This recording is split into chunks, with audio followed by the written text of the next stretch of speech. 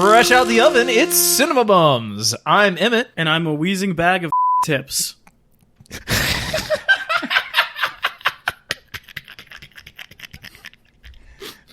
Wow. Did you have that written down? Was that prepared? It's the sixth note I have from watching the movie. It's a Did quote. you cross it out? You're like, got that one. No, I crossed out. Wheezing bag. Okay, there's a very serious moment in this movie where he doesn't make a joke, and so I was writing.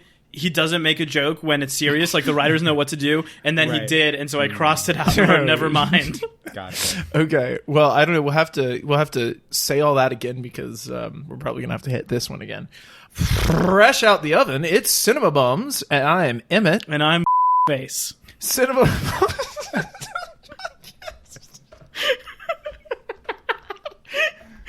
All right.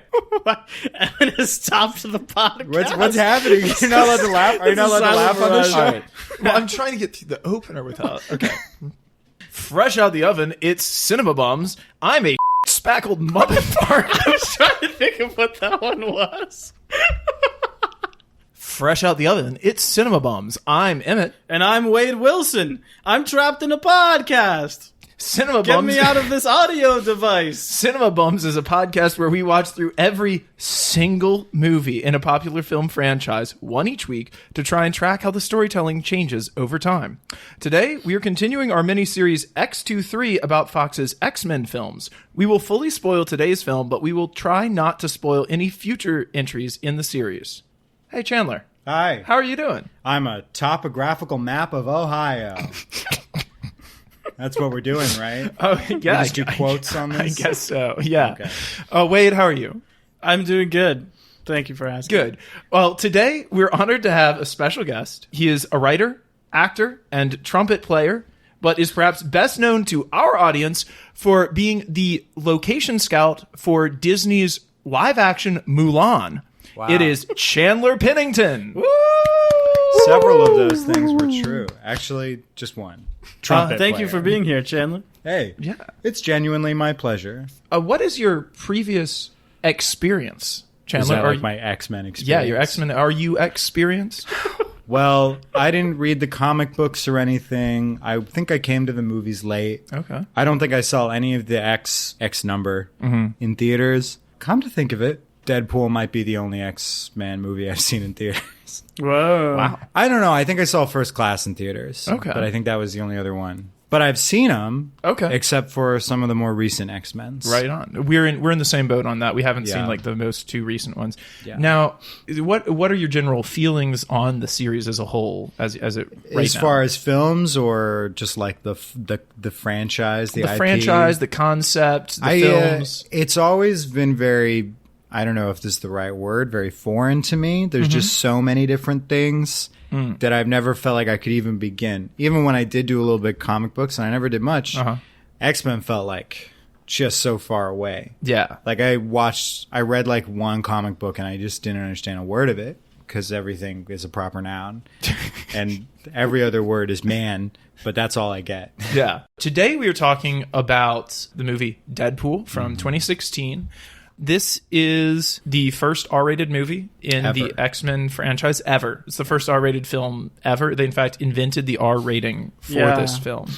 It's the Two Live crew of movies. But it doesn't matter because that was a thing with Deadpool. People brought their kids in, you know? Yeah. Oh, yeah. Like such a everyone thing. said, like, this is going to happen, and then it did. And then parents are so dumb. Sorry. So Parents will bring their kids to anything. Yeah. parents will, anything. yeah. I mean, at this point, it's just like, I want to see this movie. I'm going to take my kid to it. As a fan of your show, I know you guys discuss that a lot. So.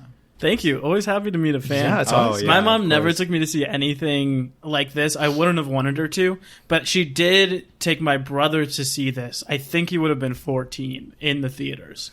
I mean, not take kind of makes it sound like she had saw it and then she was like, "You're gonna love this, come on!" But they did see it together in the actual theaters. Amazing. This is like has nothing to do with anything other than just like awkward movies to watch with your mom. I rented and watched The Hangover with my mother. Wow. I saw the other guys with my grandpa. He didn't like it. Okay, so this movie is about Deadpool Yeah. It's kind of his origin story. It really takes place, as Wade explained to me earlier, in 3 scenes: the beginning, the middle, and the end. And it is about how Deadpool became a superpowered mutant with like the extra quick healing abilities, like even faster than Wolverine. He's super proficient with knives and blades and things and shooting people. He gets his super gene unlocked by an evil scientist who's going to turn him into a super slave. But then he breaks out of that and then spends a couple years just killing people for money. And then his girlfriend, or his ex-girlfriend, who's played by the incredible Marina Baccarin, who listeners will remember from our episodes on Firefly. She is just incredible, reprising her role from that show as the prostitute with a heart of gold. Yeah, you can't take the sun away from me. Is that the song? Sky from me. You can't take the sky from me. Well, You're such an embarrassment. Here's a man who knows a thing about Firefly. That's the one thing I know about Firefly. Light up in the night. Is that Marina the one thing I know. Baccarin was in it. So Marina Baccarin gets kidnapped, and then Deadpool goes and rescues her. It's a really, honestly, plot-wise, very straightforward. If it weren't for all like the back and forth timeline stuff of just like intercuts, that is what's going on in this film. Wade, would you care to give us the stats? Yep, this film was directed by Tim Miller. This is the first film he directed. He is the founder of Blur Studios. That name might not sound familiar, but I would almost guarantee you've seen some of their work. They're the guys who do every cool cinematic game trailer from the 1990s to the 2010s. So if you don't play video games, there are 2 types of trailers for them. There's gameplay trailers, which show people actually playing the game, but much more common are things called cinematic trailers, which is like animated trailer for like a movie, like an animated movie. That makes so much sense because this whole movie feels like a cinematic trailer for a video game. Yeah, like absolutely. I thought, like I was thinking, like this almost feels like a video game, but not quite. And then he said that they've been making cinematic trailers, and I'm like, that's it. That's what this whole movie feels like. Yeah, I think it's like a really confident directorial debut for someone who had done no film work before. Yeah. I couldn't find anything about like how he was the guy who ended up with the job, like how the line got to him, but he had been on it for a long time. There was also a Deadpool video game. They were completely uninvolved with it. But like I want to say like a few years before this, which was kind of like the most notable the character had been in the mainstream prior to this. It was written by Rhett Reese and Paul Wernick, who wrote it together. They're the writing team. They had done Zombieland before this. That tracks. Yep. Music by Junkie XL, which I was pretty excited about. This thing was made on a budget of $58 million, which you will note is less than they made the original X-Men for in the year 2000. Damn. Wow. It would have needed $118 million to break even. It made $782 million. Can we just do a little? Yeah, that's like they hit it out That's of the one of the ballpark greatest with that returns, isn't it? I don't know. gotta be. It has like to be. percentage-wise, I think it's one of the highest. Yeah, it is the second highest grossing movie in the X-Men series, and it was, at the time, the highest grossing R-rated movie ever made. 65 on Metacritic, running 1 hour and 48 minutes, released February 12th, 2016. Just in time for Valentine's Day. Because, boys, I forgot to mention, this is a love story. Yeah. It was also marketed as a rom-com. Like, they I leaned in remember really that hard. poster that looked like... Like, I mean, on it was- Valentine's Day, come yeah. see Ryan Reynolds in Deadpool. Yeah. It was a big thing. What were some of the other movies of 2016? Some of Matt? the other movies of 2016, I am glad you asked. Here are the top grossing films of 2016. Cast your mind back to a simpler time. 2016. A year that at the time... February 2016. February 2016. A year that at the time we thought was the worst year of all time. Yeah. And this really, like, I that's can right. remember thinking, like, remember when John Oliver blew up the 2016 in a football stadium on his show because Right. 2016 had just, like, Yeah, but been Deadpool the saved worst. us. Luckily, Deadpool turned the ship around. Yeah. So here are the top grossing films of 2016. Captain America Civil War at $1.15 billion. Maybe the high That's point wild. of the MCU. Civil War was I- 26. I feel like it was so much longer ago. Rogue One. Wow. A Star Wars Story. Which is number 2 for the year, Number coming 2 for off the of year. 2 weeks of being released in the year. Insane. Finding Dory at number 3, also 1 billion and some change. Zootopia at number 4, also 1 billion and some change. Love The Zootopia. live action Jungle Book, I think, coming in at 966 million. Those top 5 all from Disney. This year, Disney has all 5 of the top 5 highest grossing films, and they all, except for the Jungle Book, hit $1 billion, and Jungle Book comes damn close. That's wild. Disney does a run where every single year they outperform themselves to be the movie company that has made the most ever in a year. Holy. Which starts before this. That's also by far the best list we've ever had, in my opinion. I mean, I do like Finding Dory. Can we talk about Finding Dory? Can I talk about Finding Dory Yes, briefly? yeah, please Sure. speak on it. I think people don't think about Finding Dory enough. Like, it's absolutely insane that it Well, it's a happens. pretty forgettable movie. So Here's the thing. I just want to explain what they did with Finding Dory. yeah, The first 10 minutes are like what you think would be the sequel to Finding Nemo. Right. It's where she gets lost and they go and they see every single thing they did in the first movie. Like you see the turtles, you see the seagulls, they go every single point again. The dentist's office. greatest hits. The next hour is like an indie movie with only 2 characters, which is about Dory and the octopus, played by the guy from Breaking Bad, which is like a huge metaphor for rehab, where he's disabled and they're in like Right. this rehabilitation fish center, and it's just the 2 of them talking in a room for an hour about like pain and overcoming disabilities and dealing with their emotional trauma. The last 20 minutes, a Looney Tunes cartoon where the fish have to drive an 18-wheel truck across town in order to get back to the ocean. It is so The good. last 20 minutes looks like an ad for a mobile game. Where it's just like crazy you're fish totally drive right. across town. And You you're are like, totally "Ugh." right. It is an incredible. I'm 100% with you. The last 25 minutes of that movie kick ass in Yeah. a way Yeah. that no movie before or since has done. Can you imagine being like Finding Nemo, one of the most beloved movies of all time? What do we do for the sequel? take a sharp left This turn? is it. Yeah. So, The Secret Life of Pets in number 6, Batman versus Superman at number 7. I take it all back about being one of the best years. Yeah, it's a sharp drop after 5. I remember the trauma I experienced this year. Fantastic Beasts and Where to Find Them. Oh, no. With what's her name, Felicity Jones's younger brother. Number 9, Deadpool, which we will actually the movie that we are talking about. cracked the top 10. Cracked the top 10. Wow. It took that famous X-Men spot, number 9, in the top 10. that's I feel funny. like at least 3 other X-Men movies have hit the number 9 spot in the top 10. And at number 10, the classic, the pinnacle of cinema from 2016, Suicide Squad. Ooh. So this year is also a weird year at the Oscars. If you remember, this is the year that 2 movies won the Oscar. Oh, man. That's right. So this wasn't Oscars So White. Was that the next year? This was Oscars. This So was White. Oscars So White? I don't know. I mean, it's just a complete I know, but there was the disaster. one where it was like the hashtag. It There was like the whole one where thing. all 4 of the main acting categories they were all white people. I think that was 2016. It would probably be this year because let me spell it out for you. Best Actress, Emma Stone in L.A. Confidential. Best Actor, That can't be true. it's La La Land. Oh, It's Emma Stone That's a in good La La movie. Land. I would love to rewatch it. Best Actor, Casey Affleck in man. Manchester Kenneth by the Sea. In Lonergan's. I haven't seen that. Kenneth Lonergan's Manchester by the Sea. Wow. Best Director, Damien Chazelle for La La Land, also. Friend of the pod. Friend of the pod, Damien Chazelle. Best Pick, Moonlight, and it also won Best Adapted Screenplay. But of course, this was the year where they came out on stage and said La Right. La Land won, and then it was really Moonlight that Wild. won. Yeah. All right, so Chandler, we got a little question Yeah, he that I know you're a frequent listener, so you probably already know what's coming listen to here. every episode at least once. It's fantastic. Deadpool, flop or bop?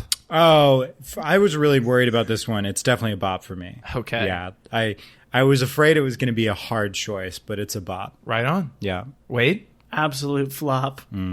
Okay. This is a movie that is so, for me, I'm just Uh-huh. speaking to myself, so unpleasant to watch. And then when I'm thinking about it later, I'm like, there are some things I really like and appreciate. But while I'm actually watching it, I'm like, this is so horrible. I feel so bad about the process of having to look at these moving images entering my brain. That's fair. Emmett, Deadpool, flop or bop? Bop. Bop, Nice. baby. Wow, I didn't expect you to come around. I did not either. Yeah. I hated this movie when I first saw it. Wow. I liked this movie enough. It was definitely like cut my score in half this viewing. Wow. It's also funny, I find this a lot, that like when I watch a movie and I'll be like, okay, these are like the big things wrong with the movie. And then I'll rewatch it several years later and I'll be like, those things don't bug me at all. There are whole other things that bug me way more. Yeah. Like I remember being like so annoyed by how bad the villain was in this. And this time I was like, he's in 3 minutes of the movie and he's fine. Right. Like I don't care at all about Yeah. him. I think this movie has a lot of little things wrong with it. Like, I think it literally comes down to like 10 or 20 lines and like 5 or 10 visuals that I just like groaned at, but also are like what make it, like, that's kind of, I don't know, that's what made it for a lot of people at the time, I think. The dumb jokes and the gross visuals. So I'm like, well, they had to have that in the movie. It's just not the part that's for me, but I like most of it. I do agree. A lot of the images are really unsettling to have to sit through just and see horrible to happen. watch. And like, it's funny because like the thing we're told is like the horrifying thing visually is like Wade Wilson's face. And it's like not that hard to look at. Like it's still Ryan Reynolds. He's still got his eyes and his bone smile. structure. You know, Yeah. Like I would hate to look like that, but you know, I think Ryan Reynolds would hate to look like me, but he's not gonna vomit at the sight of me. I'm sure he wouldn't, Jim. Oh, You're very attractive, Jim. oh, stop it. Yeah, you look just like Cam. You're God's perfect idiot. God's Chandler. perfect. That is a really good joke. I think that weird like credits intro is like not that funny, but it's worth it for God's perfect idiot. Okay, so like you were really worried it was going to be bad. I was really worried Yeah. that a lot of the jokes would be punching down, and like surprisingly few of them are. Yeah. Like yeah. surprisingly few of them are messed up. Yeah. Looking at it now, It's pretty like self-deprecating for Wade, and also like just like mean to people that are truly evil. You know, like it makes fun of the bad guy's name. you Yeah. know, but it's not like, it's not like low-hanging fruit or like racist. You know. yeah. I mean, there's moments. Yeah, there are a couple moments, but it's like I could count them on both my hands, like the jokes I was offended by. If this movie had been made a year later, it's either 100% better or 100% worse. Am I right? Yeah. Like it goes one way. Like I 2016. think worse. I think it would be a hell of a That lot was the worse. last year I feel like you could do this movie and like me Right. and like, you know, certain other people who feel certain ways about certain kinds of things in media are both like, yeah, it was all right. Yeah, it's Things wild. get a lot more divisive after that. Because Deadpool feels like such a thing of Trump's America that this is actually like before it, like Right. totally removed Yeah. from it. I have something to say about that.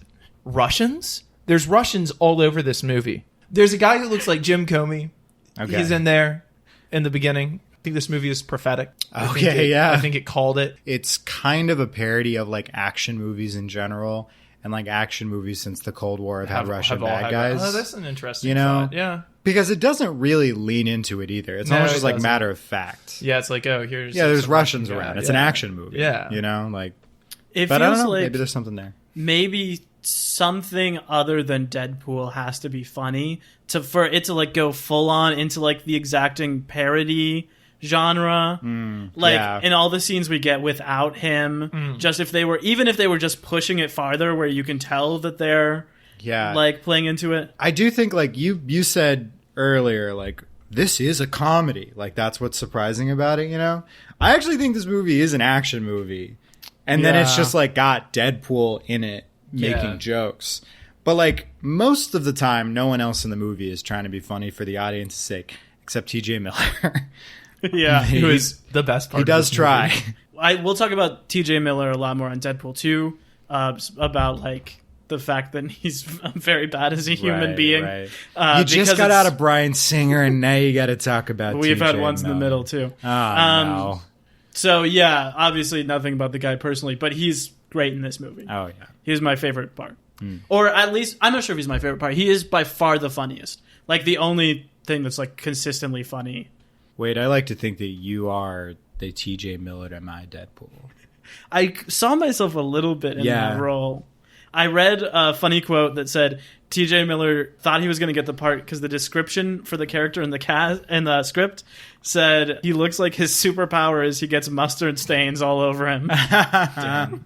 That's awesome. pretty good. Okay, something else I want to say is that I think that this movie is one of the rare movies in the series that does feel like it is totally the actual vision of the filmmakers. Like, I think like X2, First Class, and this are the only ones we've watched so far that feel like it wasn't like made by the studio, you know? Yeah, that's like true. it was. That might be part of why I feel like it has and will age a little better. Yeah, that is something I like about it. I personally don't like the vision of the filmmaker, but you can tell that they like did what they were trying to do. Right. Totally successfully. I don't like what this movie has to say. I don't like many of the jokes, but I would rather sit down and watch this movie than most of the other movies that we've already watched in this franchise, and that's why like it's a modified bop. For I have me a theory in that sense. You know what I mean? I have a theory as to why this movie works, especially probably for you, like coming off of being disappointed by the X-Men movies that you thought you loved. Because like in this movie that I see if you guys agree. This movie feels so short, first of all. Yeah. And in this movie, either like people are dying or people are telling jokes. And there's like 30 seconds of romance. Like it is a love story, but it's that like they're not together for most of it. And even when they're together, they're making jokes with each other. Yeah. So like second to second, something is being tried. And I think enough of it hits that you're like, this is fun to watch. Yeah. And if enough of it doesn't hit, like in Wade's case, where you're like, most of this is making me uncomfortable, then it totally misses. Of course, it's some movies, the jokes might not work, but it's still fun to watch. Like, you really just have to, like moment to moment with this movie, is it continuing to work? And if more than 50% of them work, then you're like, yeah, it was fine to watch. Yeah. It's a very simple, it's one of the like simpler movies, really. Yeah. It really is like 3 scenes. Yeah. It feels like that. Yeah. The plot is so simple. The plot is extraordinarily simple. Also interesting, he has the exact same backstory as V from V for Vendetta. Right. Like that he like was created in a lab and then he burned down the lab and he got his face all screwed up, so now he has to wear this mask and exact revenge. But unlike in V for Vendetta, he's funny. I think that Ryan Reynolds does a pretty good job in this. I think that like he is whipping off those jokes and stuff. Not all of them land, but that has more to do with the writing than with his delivery, I would say. You can tell he just loves doing it. Yeah. Yeah. You can tell he loves how he looks in that suit. Oh, yeah. You can tell he loves how his dumb mouth looks moving around in there.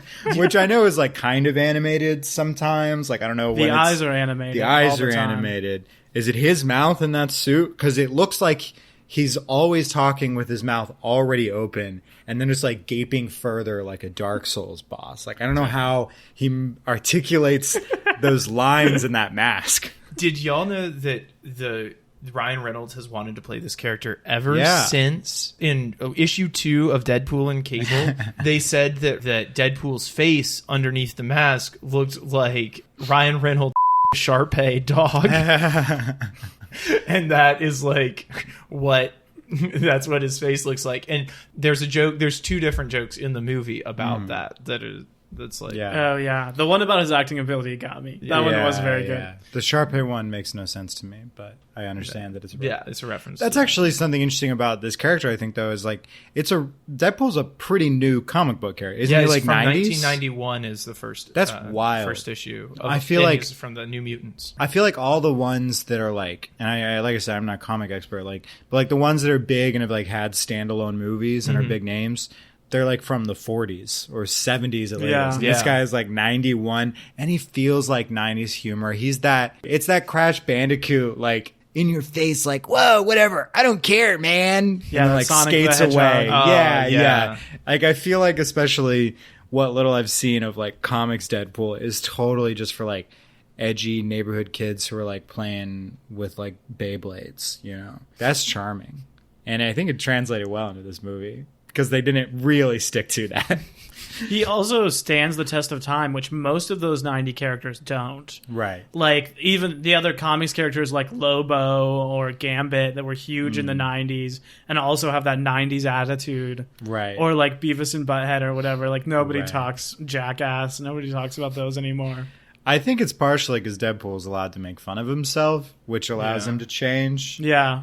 Have you guys, I don't know how structured this conversation's supposed to be. Not. Very There's little. like two big things I want to talk about. Okay. One's with the movie and one's with the comics. So since we're talking about comics already, Yeah. I'm going to talk about the one Deadpool comic I've read Oh. that I believe is called Dead Book Kills the Marvel Universe. Do you This guys is know also this book? the only Deadpool comic I've read. Yeah, it's incredible. It's you can get really it good. online. Like, you know this? I read briefly about it in the Wikipedia, but I've not read any Yeah, of the them. gist is that it's like Deadpool going around and killing all of like the big Marvel heroes.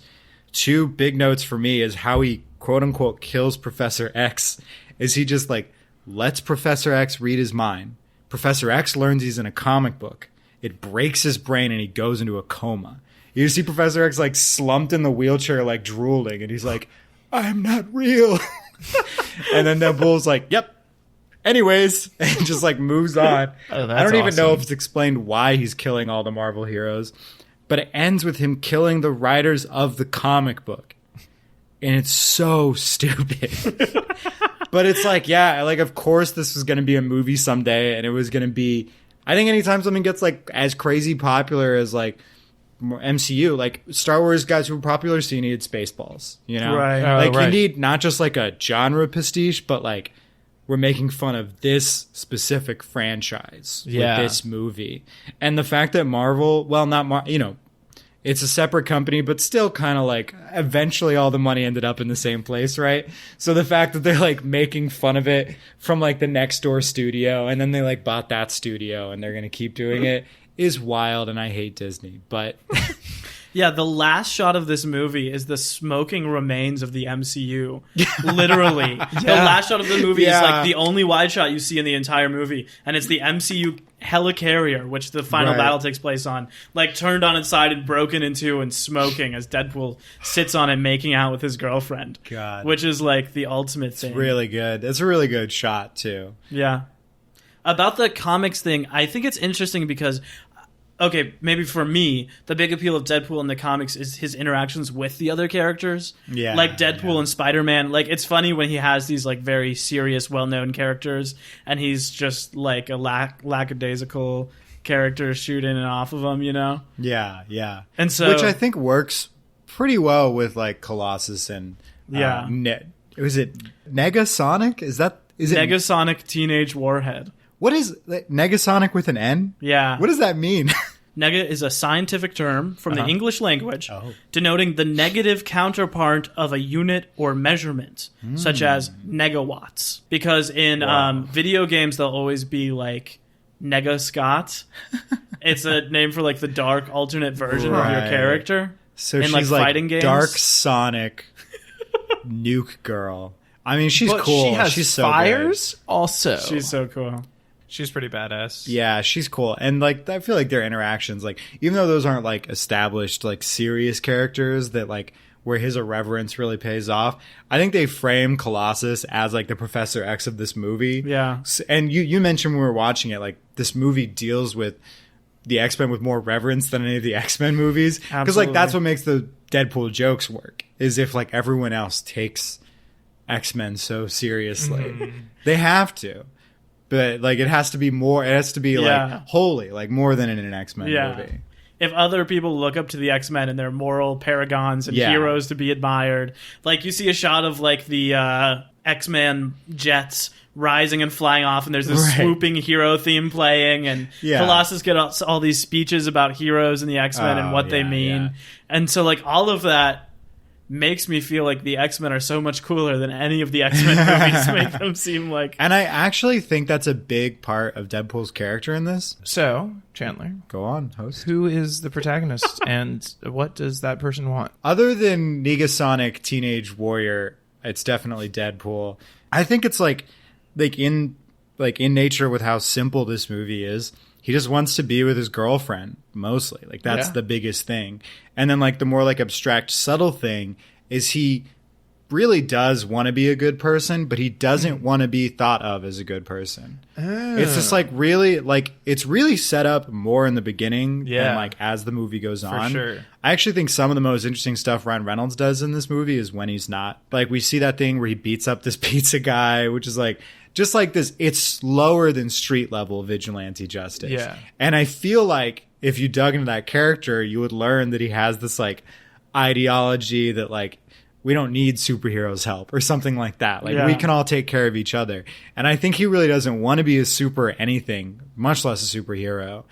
And it's sort of ahead of its time a little bit in that way of like well, I mean, it's right on time because Civil War is 2016. Mm-hmm. So it's right on time to start questioning like, are superheroes actually a good thing? Yeah. And it doesn't lean into that, but I think it's there that he's like, I mean, he even says like, nope, I'm not a hero. And that never resolves. Like it's never, I mean, in fact, it does resolve because Colossus is giving this speech at the end as he's got the big bad, he's got the gun against his head. He's like, you have 4 or 5 moments to decide if you're a hero, trying to get him not to just execute him. And then he does. And he's like, yeah, because I'm not a hero. Like, it's really that simple. Yeah. And, like, that's how it resolves, is that, like, Deadpool, he's the merc with a mouth, but, like, he's not the capital G good guy. Yeah. And so he just, like, wants his girlfriend, and he's a good person, but he doesn't want people to know that. Okay, Wade, I have thoughts on that, but I want to know first, Wade, if you agree, do you think that Deadpool is the protagonist of this movie, and what do you think you want? The protagonist is obviously Deadpool,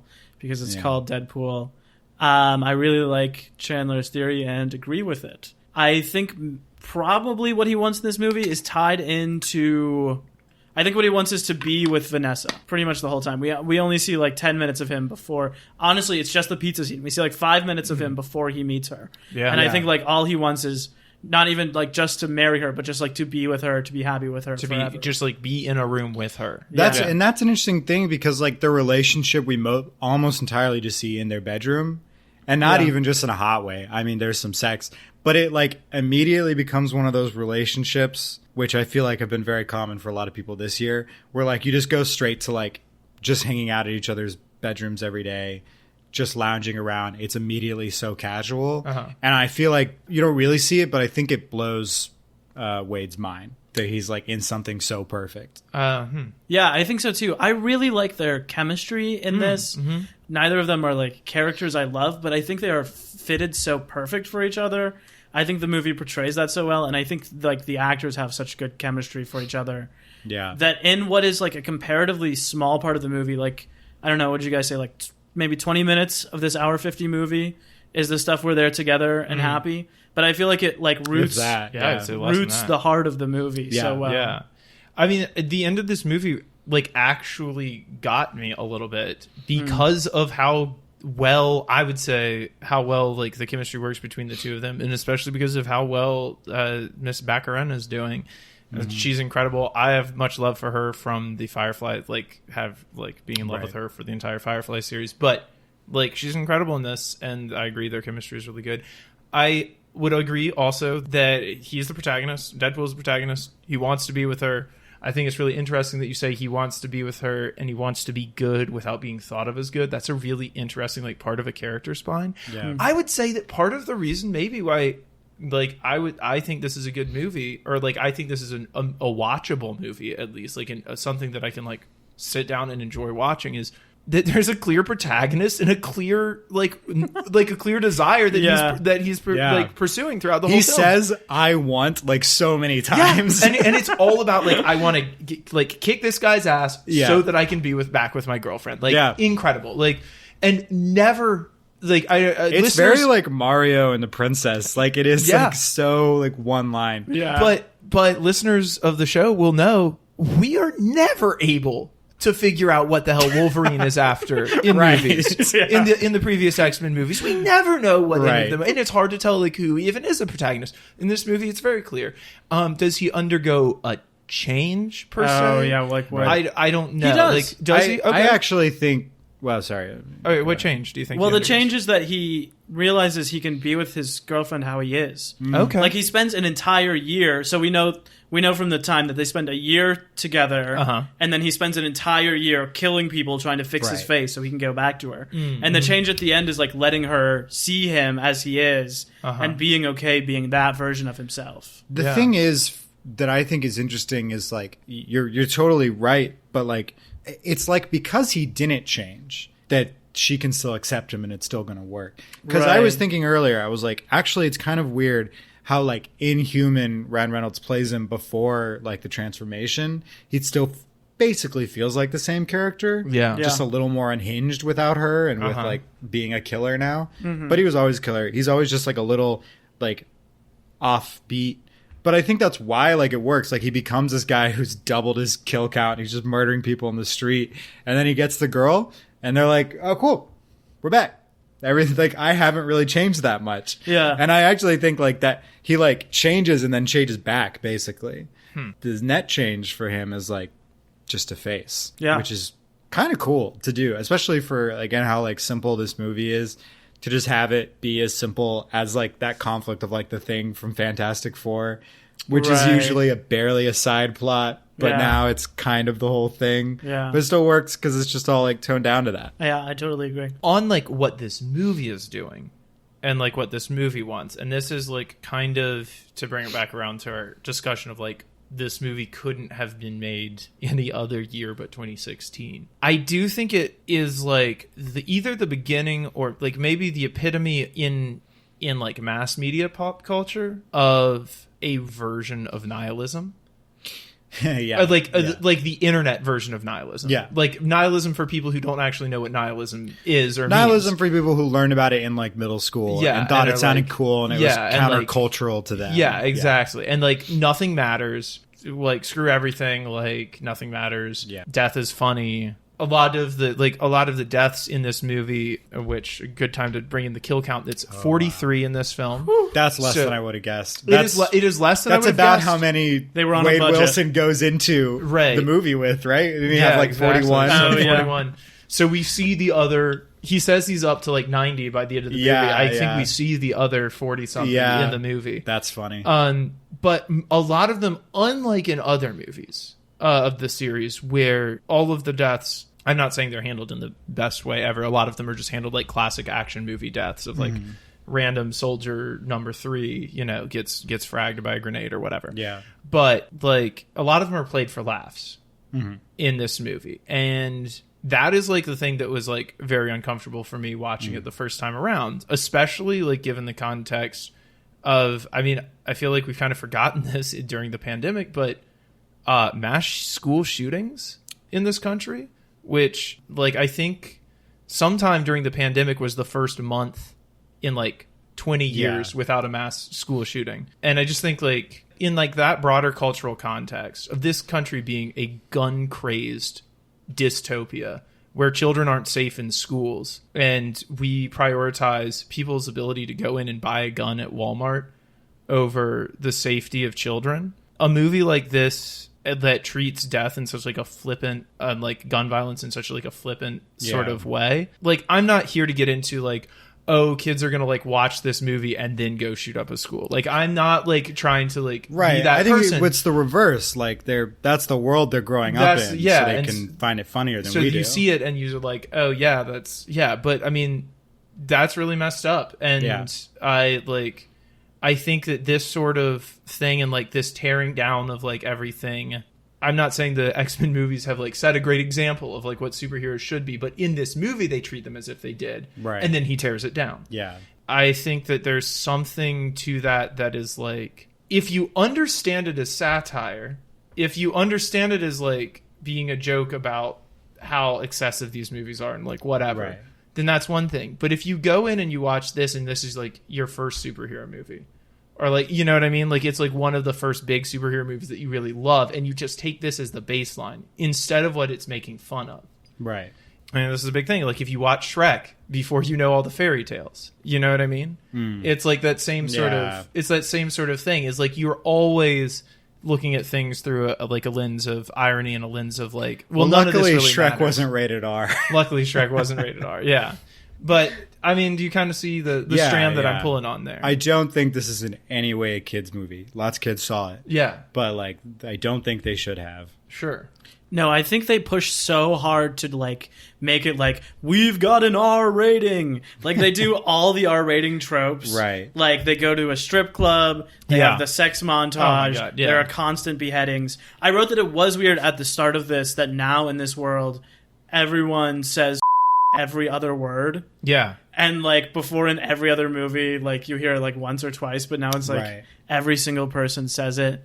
That's my life thing because I didn't even notice that there were like F words. I mean, I just And noticed it I because do we've- use the F word a lot, so I just like don't even register it in movies Yeah. anymore. I just noticed it because we have been watching all these other movies. Right. Yeah, And I where was like, it's- oh, this feels very different. where it's always such a big moment if somebody drops the F-bomb. It's like, Do they in those X-Men One, they toys? just do one each movie. Wow. Not at the beginning, but that becomes like the thing that they'll They do don't the one anymore, F-bomb. do they? Like Endgame doesn't have an F-bomb, does it? No, in the X-Men movies. It's just in the X-Men movies. That's what like differentiates them is they'll do the one F-bomb and they'll have naked Right. butts. well, guess what? I guess now that X-Men is owned by Disney, we get to see no more of Wolverine's ass, and we get no more words in movies.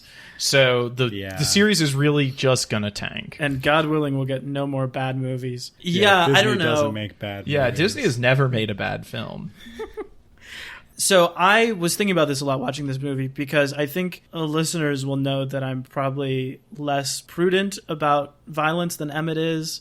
Like I enjoy it on its own merits a lot more in film, and it isn't so disturbing to me just enjoying like the choreography but it was like that was what was really upsetting to me in this movie.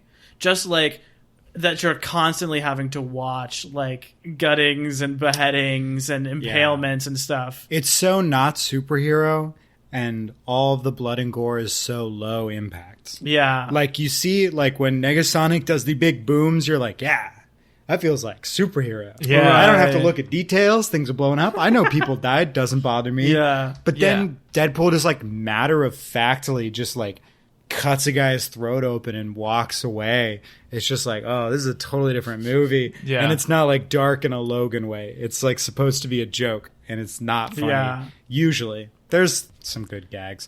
When he cuts his hand off and leaves the middle finger behind. That is a good gag. That's Yeah. funny. And the baby hand is hilarious. We haven't talked about Al at all, the blind woman he lives with. She's awesome. She's great. Yeah. I'm The Miss incredible Cocaine.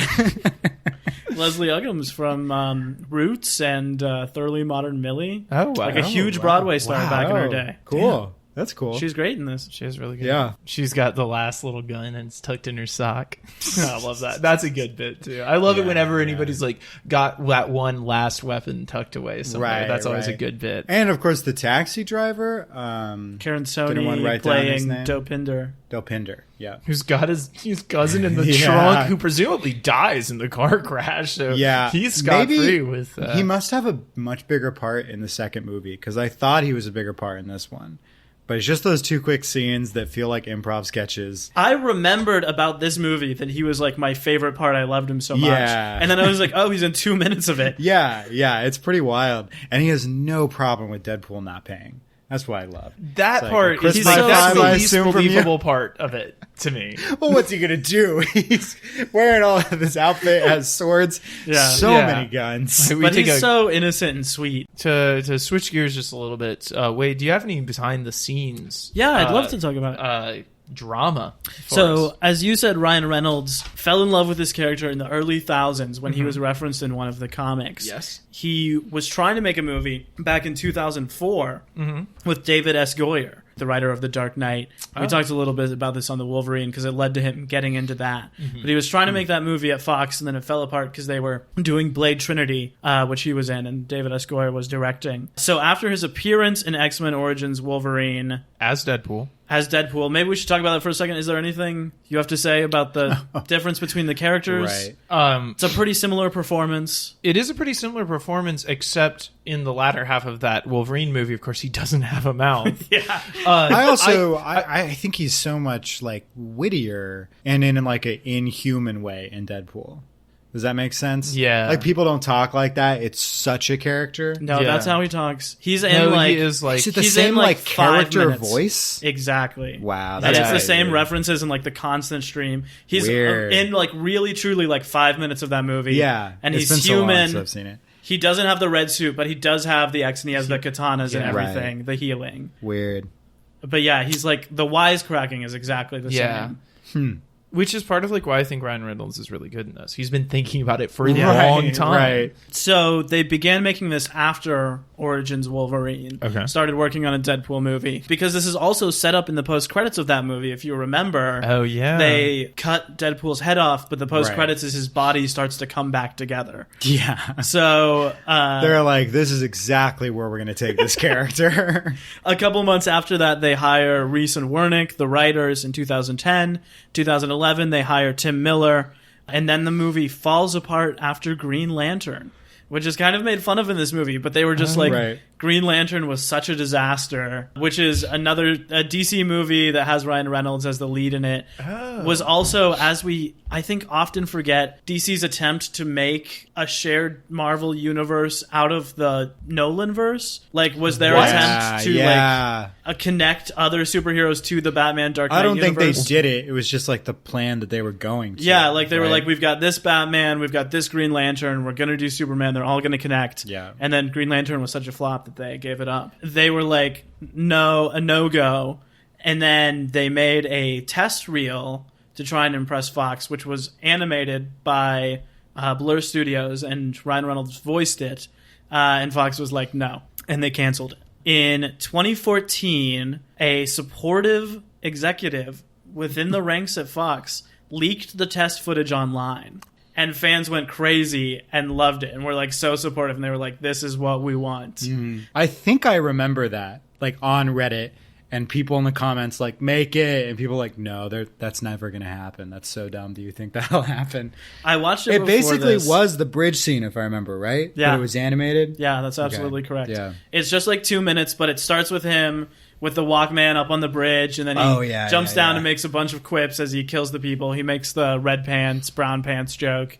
Like, a lot of it is in the actual movie. Obviously reshot, but... So when fans online go crazy for it, Fox says, okay, we're going to make the movie. And the internet says, it better be rated R. That's what I really remember. They said they're making the movie, and everyone was like, if this movie's not rated R, boycott it. Like, it was very serious. Well, that was part of the deal, was that Fox would give them a very small budget in exchange for letting them have creative control of the movie. Okay. Which is not normally how it works. But they were like, you can do rated R, you can do it how you want, but we're not going to give you any money. And they actually, 2 days before production started, slashed the budget by $10 million. Holy Jesus. They had to take out 10 pages of the script. That was like another no big deal. big finale sequence they had to get rid of. Wow. You know, I kind of believe that because it feels like this movie wants to go one more place. Like, they roll up in this junkyard, and you're like, it feels like a second to last like set piece kind of. I don't know if that's what they cut out, but that's kind of what it sounded like you're saying. It feels like the fact that the ending is just the helicopter like falling over is like, oh, okay, all right, I guess. From 2010 on, the writers rewrote the script once every year in order to keep it fresh. But they said that 70% of the finished film was there in their first draft, in that 2010 draft. It has kind of a first draft feel. Yeah, I agree. Ryan Reynolds was really like the keeper of the character, so he had to sign off on everything, like everything in the script. He also improv'd a lot of jokes.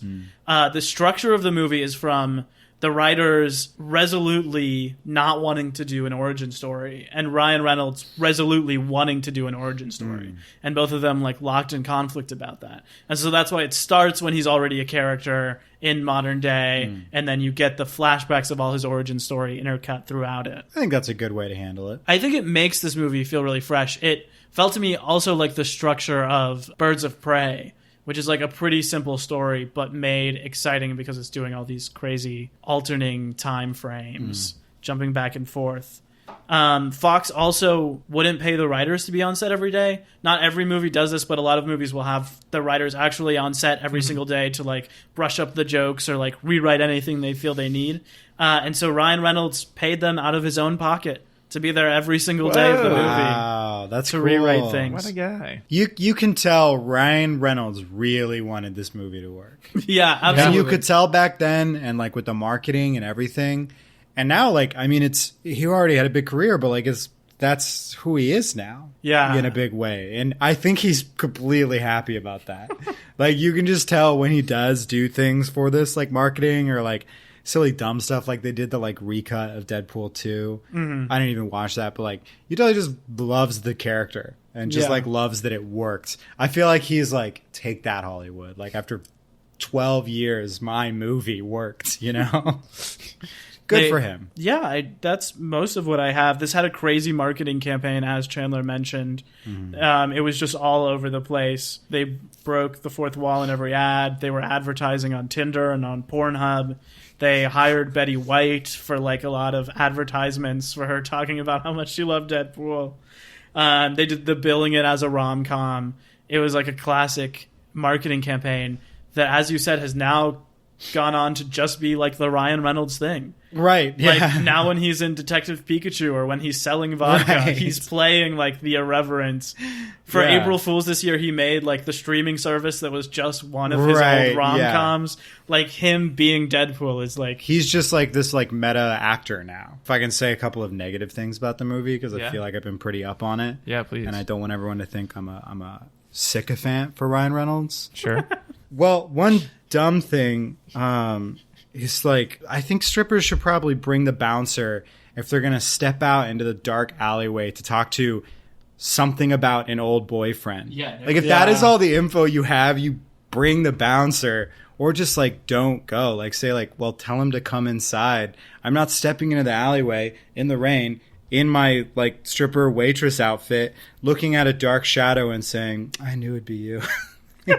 Come on. Yeah. You're begging to get kidnapped. And she's smarter than that. Like her character as written in the beginning is like more street smart than that.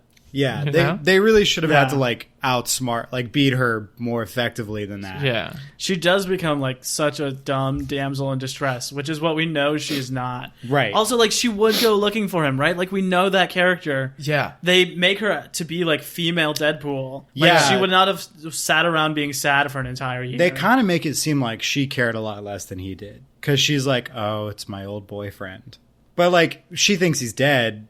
And I think that's the other thing is it seems like she thinks he's dead. Yeah, that's like fair. He just went off to die in the woods like a cat, I guess. Yeah. It's stuff like that. Like, this movie is so tropey as a superhero movie, but it doesn't really poke fun of those things. Like, it doesn't feel like they're being like, isn't it so funny that the female characters have no agency and get kidnapped every movie? Yeah. It's just that they also do that. Yeah. Also, what was Deadpool's plan is they're sliding down the helicarrier carrier. He's like, I have a plan. And he puts her in the cage and like that, like, we've already talked about how that's dumb. But like, what was he he threw her off. That was the whole plan. It was a problem when the cage wouldn't come off the helipad. Have Negasonic just jump in. Like, he already saved her. Like, he already, you know. Yeah. That whole thing is dumb. Something that feels really weird to me about the movie, I'll just mention this quickly since we were talking about criticisms, is that there are like 3 moments in the first half hour of pretty exacting violence on black characters. And then those are kind of like the only main characters we see. Except for Al, I guess. But that was an element that felt like punching down to me.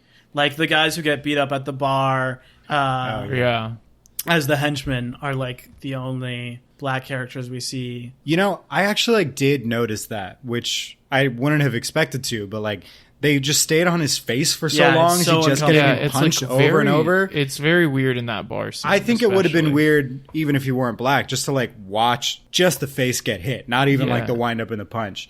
But yeah, I think there is kind of that element too, especially when like there's like no named black characters in this movie. Yeah, the only like except for Al. She's blind, so I don't know what race she is.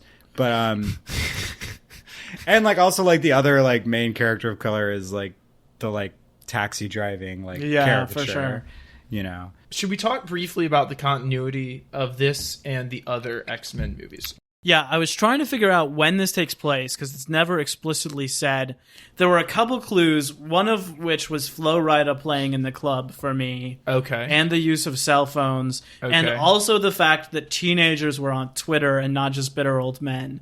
So I think that illustrates like that it's around contemporary, like it's around 2016. Yeah, for sure Okay. it is, I think. Yeah, I think it's... I don't think there's anything like period about it. And like I'll say like he asks like, is this McAvoy or Stewart? I think like from the tone of like you've talked about how like much reverence they give to the X-Men, it's definitely Stewart.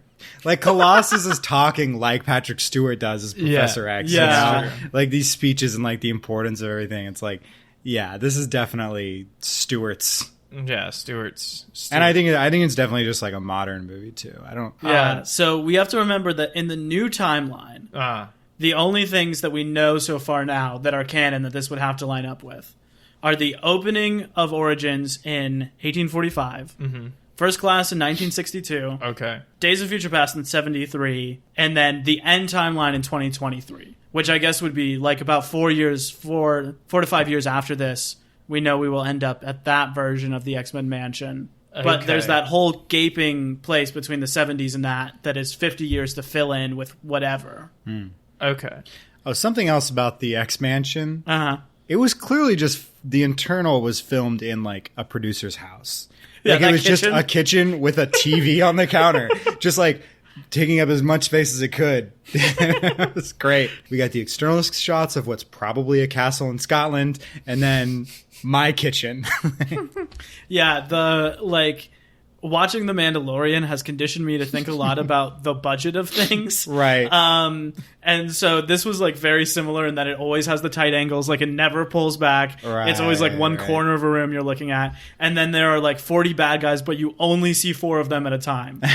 Like there are never more than one of them in the same shot. For real. Oh yeah, like the big bad guy's plan at the end. He was like, "We'll make sure there's nothing left for him to heal." So you're thinking like, "Oh, he's gonna nuke him or something." Yeah. No, he meant we're just gonna shoot him many times. We're just going to have more people kill Which him. is like what did he has less people at that fort than they had on the street. I'm positive. Yeah. Yeah. I'm positive it was less people. You see like 7. So it's like, what are you talking about? I know you're just like some criminal guy. Like he says clearly they're not the government. That's important. Oh, I yeah. feel like they're like, this is not a government bad Private movie. agency. This is a private industry pharma. bad movie. Uh-oh. I think that's important. Yeah. But then he's like, I'm going to have 9 dudes shoot you.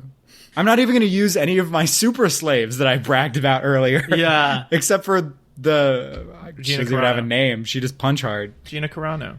That's her Yeah, name. I can remember the Yeah, character's speaking name. of The Mandalorian, Yeah. Yeah. it makes you wonder if it's like a Weapon X thing where like Deadpool's the only one who's survived successfully Oh, yeah, and gotten maybe. the powers. So like the 90s thing politically was that it's like lame to care about politics. Mm-hmm. Like the lamest thing in the world, you know, like people were always like making fun of like Greenpeace and the Peace Corps. Like nobody cared about the presidency. Clinton was the president, he played jazz and ate KFC. It was like the Right. lamest thing in the world is someone who actually cares about politics and actually buys into it. So I feel Right. like that's that 90s energy that Deadpool was born out of. And it Yeah. feels like he kind of has carried that like apolitical, don't believe in the government thing forward. And I feel like there is a lot politically in how this movie was received and like how it kind of came to become like the conservative fever dream of like being a troll on Twitter to everyone and like being irreverent, Yeah. debate me, bro, you know? Did it though really? Like, does that... 'cause it's not like Pepe level, you know? Yeah. Well, it's I- not exactly white nationalism yet, but I feel like I don't really... Like, when it came out, yeah, sure, like, people like that, like, latched onto it. But I think also just, like, a lot of people latched onto it. It was an incredibly popular movie. I don't feel like it's had that, like, racist staying power that a lot of other media does. Yeah, I don't think it's like you have to be embarrassed. But I actually think a much closer comparison is Rick and Morty, where you kind of have to ask, like, yeah, for sure. Is the piece of work responsible for how horrible its fans are? Right. Or like 21 Pilots. Like something that's good and enjoyable. Wait, have you guys heard of 21 Pilots? But has like horrible fans. Like, you say that, but I can't really think of examples of people that like got so into it. Like, I guess there's an online thing, but I think that it's less of that they are like so enamored with Deadpool and love Deadpool as a character. I think it's more that like in the Trump era, the stereotype or like the big thing for the conservative is to be like on Twitter, calling everyone out all the time, dismissive of everything, like funny and fourth wall breaking and like, sorry, did that offend you? It is, I guess, like that's the Deadpool thing. Right. It is like you were saying, this is not Deadpool is in Trump's America. It's Trump is in Deadpool's America. Yeah, exactly. This is just like that style. Just a couple more things in the continuity section for me.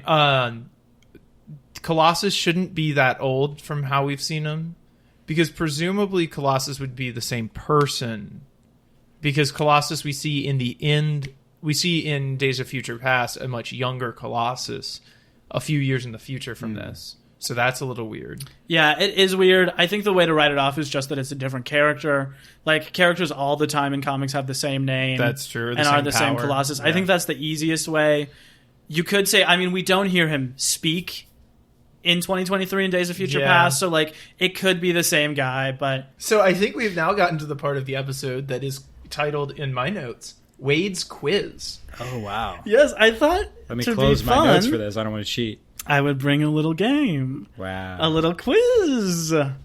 So in the spirit of this movie, Deadpool is very irreverent.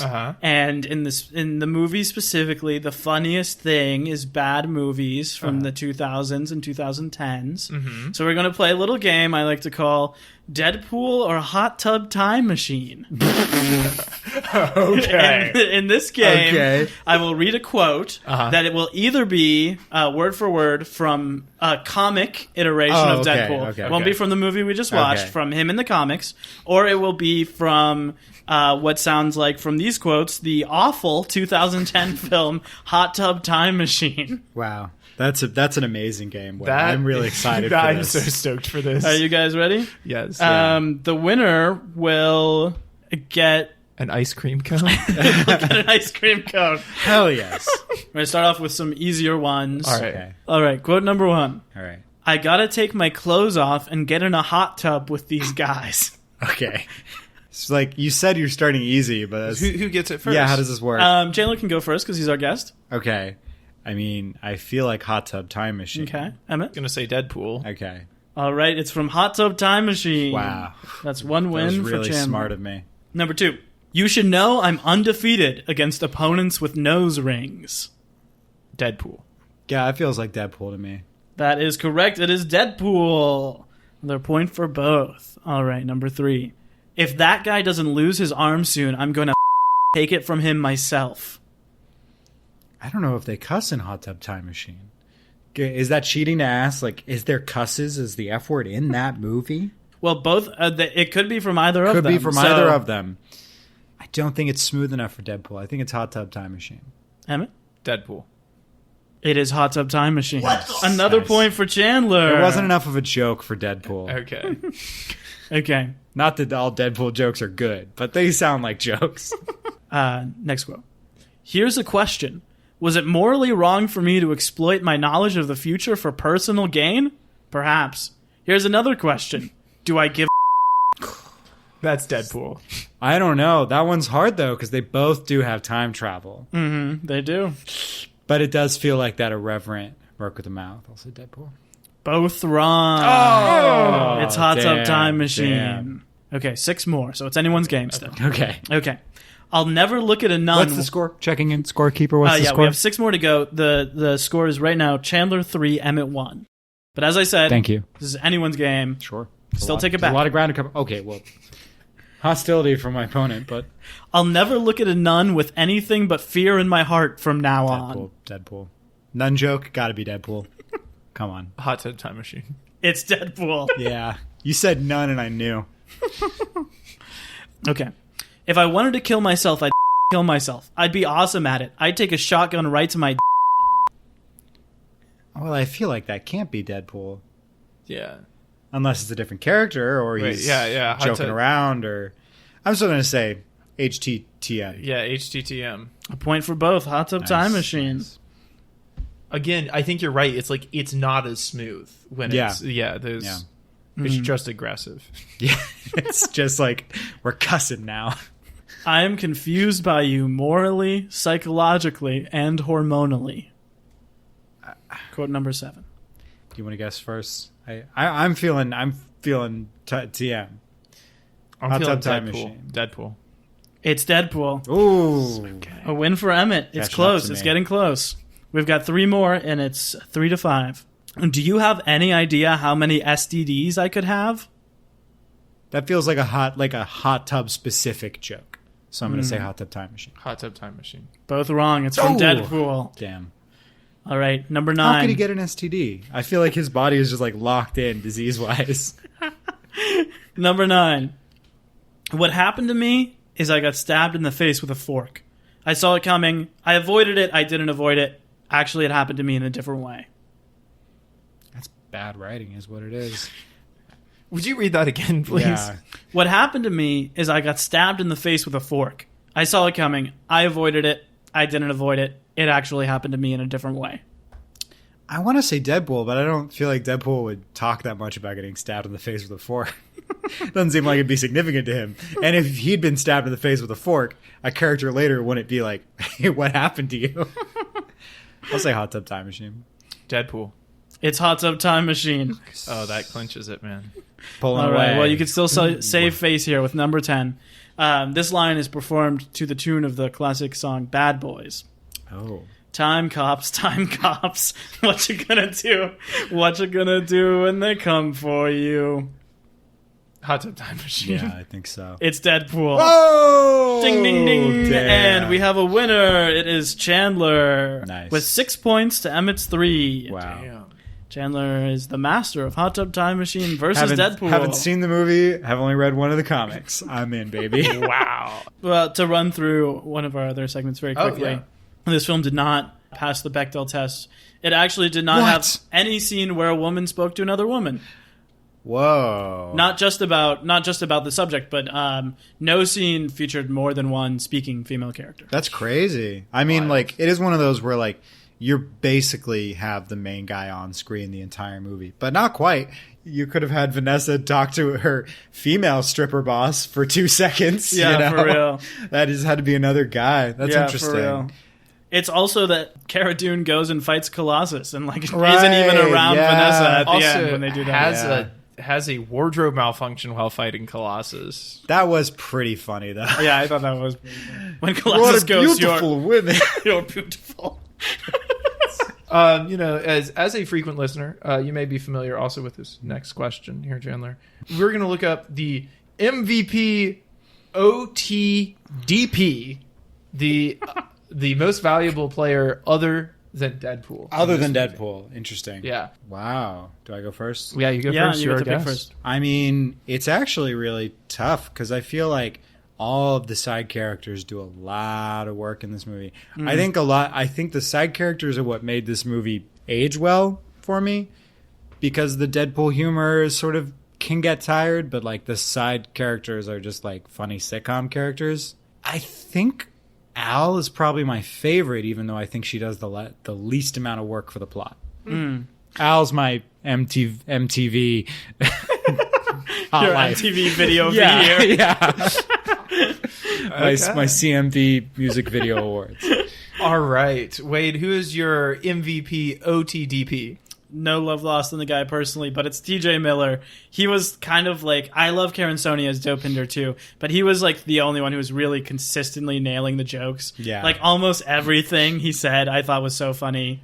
It kind of feels, when he's in a scene, it feels like his movie. Yeah. Like he wrote it or something. Like it Yeah. feels like it was written like very much for him. Yeah, he has such control of the material. He has a couple jokes I love. The first time I laughed in the whole movie was, I think, the excellent joke where he's like, that guy wants to talk to you. Might advance the plot. I also love later when he's like, Yeah. I would come with you, but I don't want to. Like, he's so funny. He does so good. Yeah. The shot of him where it's him and Deadpool like walking down the street, he looks more like a real person than anyone in a superhero movie ever has. Like, he really looks like just anyone you would see on the street. Right. Emmett, who's your MVP OTD? I'm going to go with old Colossus over here. I think he is probably like he's very funny. He is like him being serious. You need a good straight man to play against like the comedy wisecracking of Deadpool, and I think every scene where they're together and it's like the two of them clashing in their just like totally different styles. Like when Deadpool's talking to the camera and he says, "I'm over here," or like something like that, is just like it makes it all work better for me. Yeah. And I love a good Russian accent too. Oh, for sure. And it is a good, right? It's a good, thick, soupy Russian accent. I mean, it sounds like he has like a cigarette in his mouth, like he's in his mouth. Like, not smoking it. Yeah, it's just like yeah, it's certainly better than Kenneth Branagh in the Christopher Nolan classic Tenet. Oh my God, does he do Russian in that? He's a Russian arch villain. I don't think that Kenneth Branagh even has a good British accent. There, I said it. The foremost British actor of our time. Dude, Gary Oldman is an incredible actor. Gary Oldman has a better British accent than Kenneth Branagh. Like, it's just the truth. I'll accept that. Have you guys heard Christian Bale's real voice? Every time I do, it's shocking to me. Isn't he Australian? No, he's British. Is he British? Okay. That's wild. Doesn't he play Brit in the Ford v Ferrari movie? It sounds so fake. I wonder if he's one of those that had to like relearn.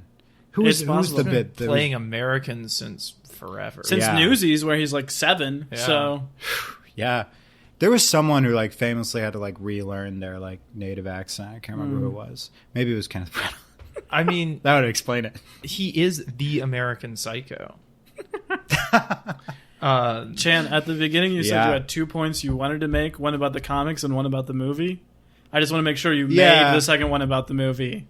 Though the second point about the movie is just I wanted to make sure that it landed for the audience that I felt that I was going to have to defend this movie more. I thought both y'all were not going to like it. So you picked this movie. I did pick this movie. I've been defending this movie for a while. Not because I think it's incredible, but I think it's pretty good, and I also think it's super important. And that R rating is a big part of that for me. But we did touch on that. I just want to make sure everyone knows, because y'all are going to get to Logan soon. And you confirmed this the other day, I think. You don't get Logan without Deadpool, right? You certainly don't get it rated R. You don't get it that good. Yeah. So, and I think just like rated R movies in general have had a real return. Like, you guys have been talking about how like it used to be like adult dramas. Not necessarily like rated R, but like I think they're making a comeback, partially just as like our generation grows up and is going to movies ourselves. But also just like studios are seeing that our rating can make money again, which is ironic as ratings are starting to not even matter because all movies are coming out digitally anyways, and like go on kids Netflix and everything will be good. Everything else is for me. Everything else is for mommy. But my point is, I think this is like a real risk of a movie, and financially it paid off, and culturally I think it actually has a bigger impact than it seems like it does. Yeah, you're absolutely right. And it has been explicitly stated that this movie leads to Logan, Deadpool 2, Venom, which was made to be rated R, but ended up PG-13, but was greenlit so it could be R. Joker, Birds of Prey, James Gunn's The Suicide Squad. And like, there's some of those movies I like and some of them I don't, but I think it's a good thing that they are making R-rated movies. Yeah. And that's all because of this movie. And Deadpool even does the intro to Logan, which I feel like a lot of people forget. But he does that little short, which feels like a, you're welcome. Now go enjoy all the other gifts I've given you that you'll like better than me. Because Logan is just such a good movie. It's way better than Deadpool. But you don't get it without Deadpool, so you have to thank Deadpool. Yeah, I agree. Yeah. Last couple thoughts on like this? Like it or not, SJWs. I like that you called yourself mommy in that, where you said it. You watch kids Netflix, everything else is for mommy. Smashing those gender norms. I just have one last Quip to get into here before we do our little outro. Is Quip your sponsor? I didn't Quip realize you is guys- our sponsor. Get Wow, Quip great. and please sponsor us. Please give us lots of money and free toothbrushes. We haven't brushed our teeth in years. We haven't brushed our teeth in years. I just want to say that I think when there's that montage of all the ways they're torturing him, that's just all the different methods they actually used at Gitmo. And there's a Basil Fawlty joke in this There is movie. a Basil Fawlty joke And a in reference this movie. to the classic British TV show that you will like so much better than the X-Men. It is called Fawlty Towers. I believe it's all available for streaming somewhere. It's pretty funny. I watched it when I was a kid. I'm sure there's stuff that doesn't age well. The joke doesn't really make sense at all. I think makes Ryan no Reynolds sense. or the writer just wanted to show off that they watch British sitcoms. Yeah. I mean, you can't ever get enough of Sir John Cleese. Chandler, Yeah. do you have any upcoming projects, any plugs, any social media? Where can people find you, follow God, your no. work? I have absolutely nothing going on. I can't stress that enough.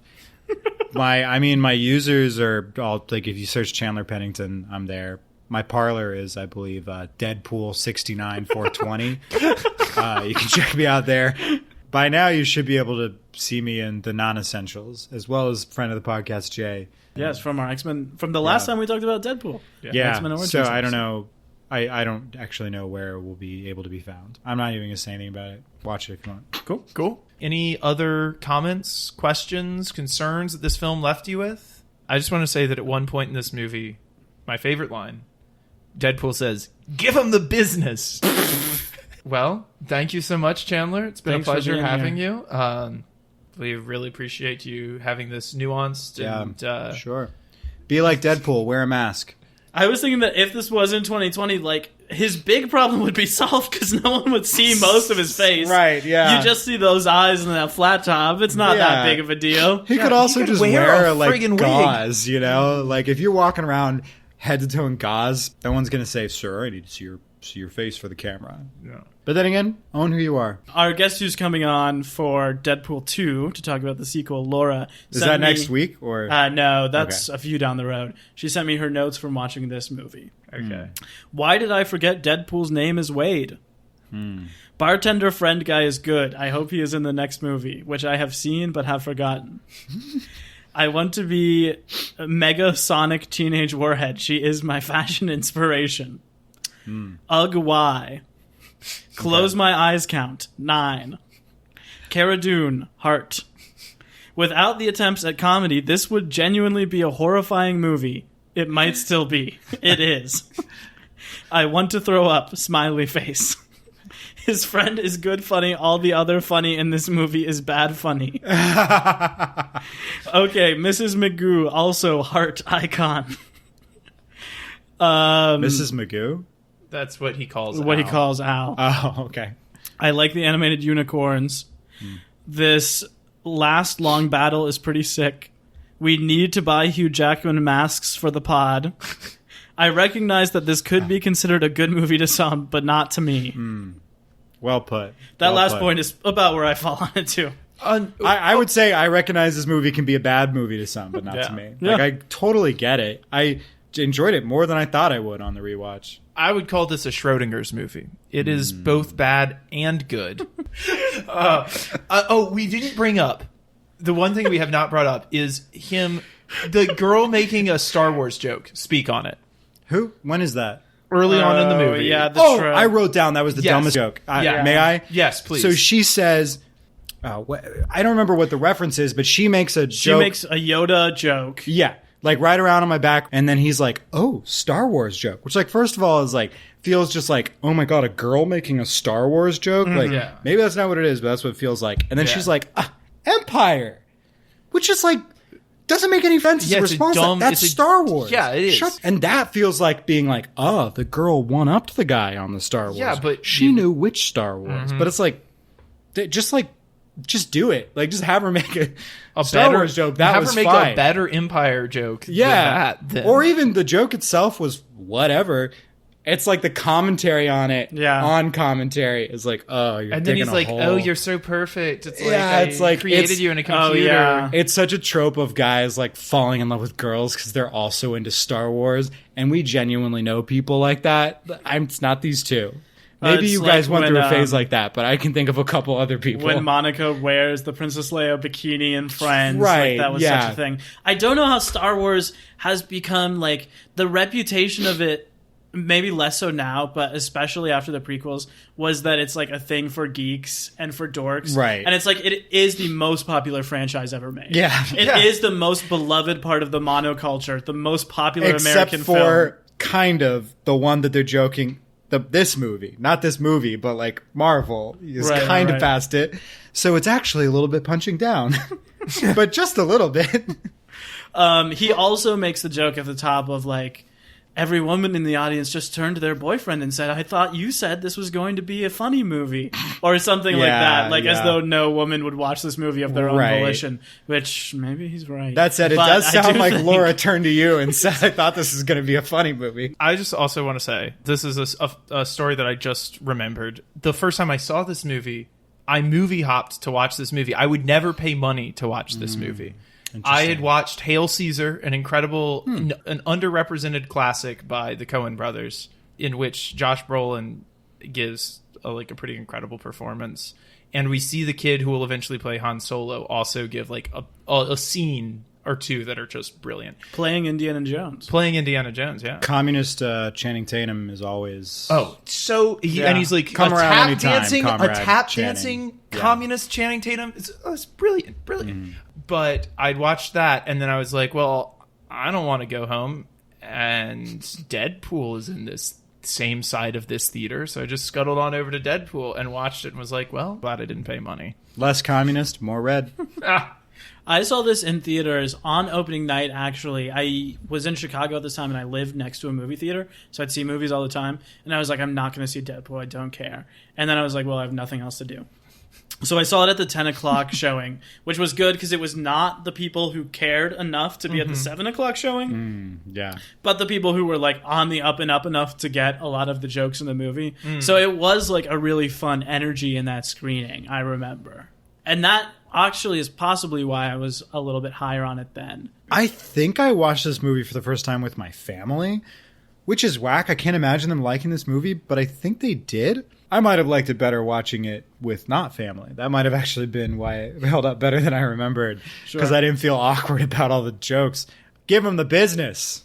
Give them the business. It also That's my feels like zinger. the prime audience of this movie is like 13-year-olds sneaking into it. Right, exactly. Yeah, for sure.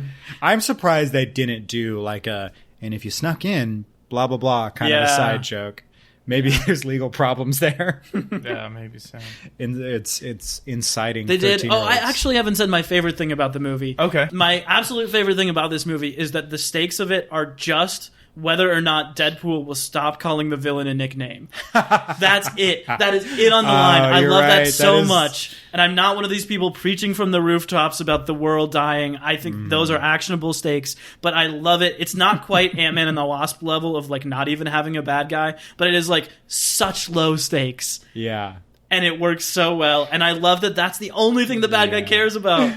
I love the like, I'll spell it out for you. And then he Oh, that's spells the so name out good. in bodies. I also love the counting the 12 at the beginning. Like, that is such a fun action scene. Oh, I'm actually a little surprised you like that, because that's some gruesome comedy. Yeah, I mean, it's It gross. works, but like it's shocking. But that's the sort of fun stuff I like. Like, I love the Kingsman's movies, which are so Right, hyper-violent too. But, like, this yeah. didn't work for me just because it's so much, like, looking at the blood and guts without as much stylization. Yeah, it is like weirdly played down for Yeah. how much just is happening. But at the beginning where you're counting them and you're, like, going along with them, like, they set up, like, there are 40 guys. He has 12 bullets. Yeah. They have to share.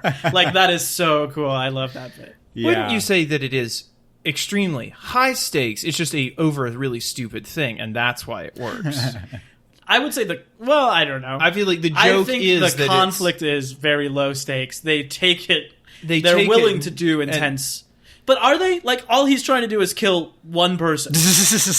Like, he's not trying to stop the world. He's not trying to hurt more people. He's just trying to kill Deadpool because Deadpool won't stop calling him Francis. But stakes don't have to do Well, with... really, stakes because don't have Deadpool wants to kill him. Like, that's, I think, his main motivation. But, like, this is the whole thing that I think superhero movies get wrong, and, like, this kind of gets right, is that stakes don't have to do with quantity.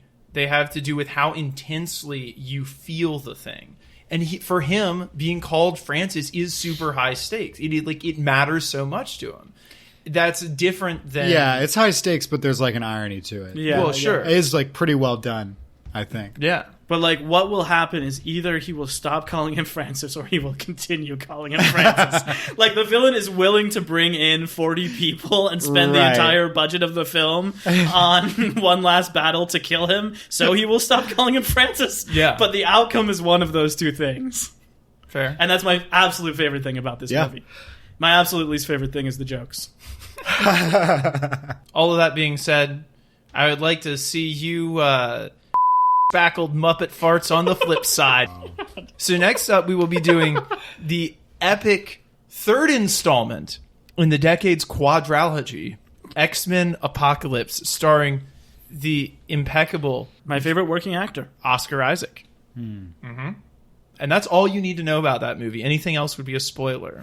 Not going to talk about how there's so many blue people, and we're not going... that was my least favorite thing about this movie, no blue people. Stay frosted. Cinema Bums is a production of DKG Podcast. It is created and produced by Wade Lawrence Holloman and me, Emmett Temple. Wade also edits and mixes this podcast. Our theme music is by Zane Holloman, who you can find on Bandcamp, and our show art is by Autumn Beckner. Our social media is managed by Laura Bennett. If you like what you hear, please tell all your friends and leave us a 5-star review on Apple Podcasts, the two best ways to spread the word about our work. You can also follow us on Instagram at CinemaBums or email us at cinemabumspod@gmail.com. Don't flake on us. We'll be back next week.